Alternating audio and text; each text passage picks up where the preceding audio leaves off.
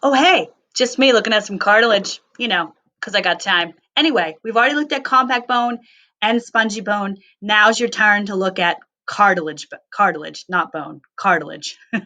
Cartilage, if you remember, is that pliable material that's we find in our bodies, in the tip of our nose and in our ear.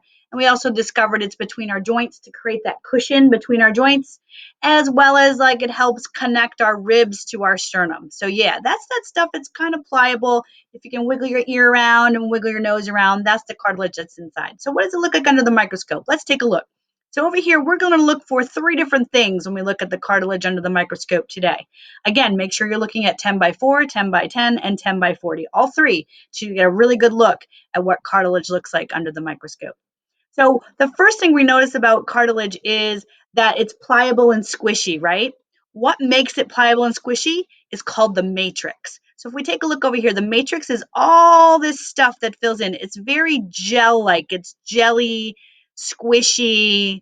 It gives it that pliable feeling when you touch it, okay? So the matrix is the jelly stuff inside, very gel-like. The other things you're going to be looking at is something called a lacuna. Lacunae is just the plural version of that. A lacuna is just some like little air bubbles inside. They're holes within the matrix, okay? They're just there to create more cushion. So we have little air bubbles in there to create like a cushion against each other, like a little air pillow. Yeah.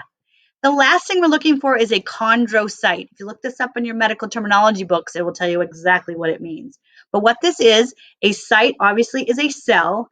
Chondro refers to cartilage. So it's a cartilage cell. We can tell the difference between a cartilage cell and a lacuna because the cartilage cells, the chondrocytes, have nucleus inside of them. They have these little red dots. You can see a very dark circle in the center.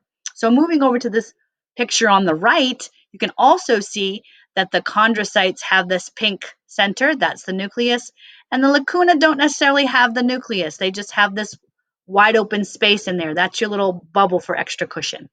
All right, last one to look at. You're almost done. Wrap this up, and I will see you soon. Take care, guys.